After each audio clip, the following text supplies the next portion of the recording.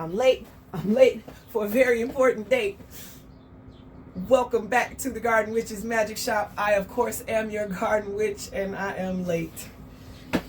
This particular edition of Tea Time in the Greenhouse was supposed to be posted on the 5th of February. It is the 21st. Yes, I am late, but better late than never. This particular February has been amazing. February is always going to be a good month for me. First of all, I am honored and grateful to say I am the mother of 3 beautiful babies, 2 of which are not scientific to me, but definitely spiritual. My son, however, is scientific to me, and so my only biological child's birthday is in February. I, on February 7th of 2022, chose life. I chose joy, I chose happiness, I chose to move forward, and I chose to stop drinking. So this past February 7th, my husband took me out for a fabulous night with some of the best mac and cheese I have ever eaten in my entire existence. And anyone who knows me knows I am a mac and cheese connoisseur.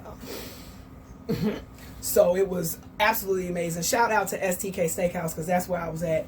Delish. I don't know what chef was on duty that night, but keep him, her, keep them.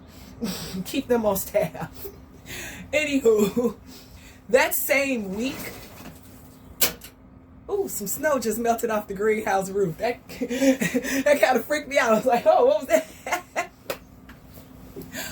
That same week, however, something really amazing happened.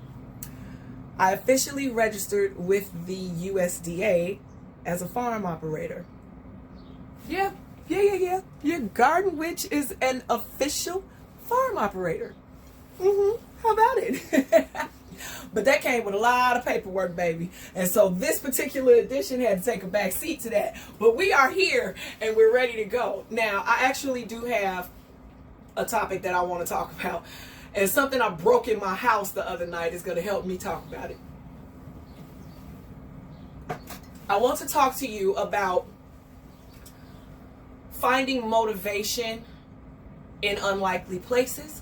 And I want to talk to you about, even though I know it's very hard to do nowadays, but having compassion and how absolutely imperative it is that you do so. So, let me show you what this is.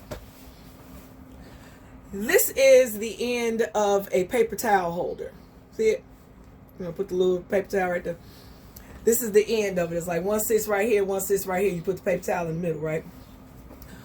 Well, my home is actually my husband's childhood home. His mother raised all 3 of his older siblings here, got pregnant with him here, had him here, brought him back home here. He lived here till he left to go to college and subsequently to the Army. Came back, left here again when he, got engaged and married and everything. Came back, take care of his elderly father upon his mom and his dad's passing. Inherited / bought his childhood house. So this is where we live. He told me this paper towel holder has been up all his life. My husband will be 56 in April, okay? He said this. He said he never remembers a time in this house where this wasn't there.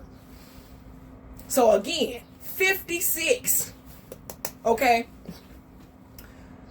I've been living here come this October 7 years. And the first 3 years, like I said, I just made 3 years sober. So my first 3 years here, I was hell on wheels, baby. Absolutely blackout drunk. And I'm already naturally heavy-handed. So my snatch and grab is real. And I'm snatching and grabbing paper towel and snatching and grabbing this roll. Fast forward to now, again, like I said, I'm naturally heavy-handed, so I'm still snatching and grabbing. Y'all, the other night, I snatched and grabbed some paper towel off the roll while I was doing the dishes, and this piece fell off. So, of course, when it fell off, I'm like, oh, my God, I broke the paper towel holder, And I know how old it is, and so, like, I know how my husband is about, like, his memories and things, and so I'm like, I broke the paper towel. When he comes over to look and see what happened, we both noticed. Y'all see that? It's already taped and glued up. So this had already been broken before my heavy-handed butt came around, right? we immediately start dying laughing because neither one of us knew it had ever been broken before. Him specifically, he's like, dude, I've been in and out of this house my entire life. I had no idea this had ever been broken. So now with both of his parents gone on to the ancestral realm, he can't check in to see, oh, well, which one of y'all fixed it. So he just, like, knowing his parents and knowing how they are and what they would have done, assumed that this might have been his mother. Oops, sorry. This might have been his mother that taped and glued this up like this, right? So I thought about, how heavy-handed I am and just how many times this has been. This tape has got to, look at the color of that tape. Now, you know dang gone well, this is probably that cream-colored masking tape. Look at how, finding strength in some of the most unlikely places, some of the most unlikely people, articles, events, situations. You never know where your motivation is going to come from. And it can come from an unlikely source. And 9 times out of 10, that unlikely source has already been broken and fixed themselves. So they know. They know what you're going through. They know what you're about to go through. And they can help you, you know. And because it looks ugly, you know, because it looks bad, I don't want to take nothing from that. No. Unlikely sources is where your strength may come from. Don't ever deny where your motivation and where your strength can come from. It can literally come from anywhere. A song, a commercial, literally anywhere. Don't ever judge, you know, or have like a specific image of where your strength is supposed to come from. It can literally come from the ugliest, most broken thing possible, and be so strong that you don't even know it's broken. I know it's a crazy motivational thought, but if you really dig deep into what I'm saying, you get it. Strength literally can come from anywhere, in any situation, in any condition. Because baby, let me tell you something, this thing right here has been strong.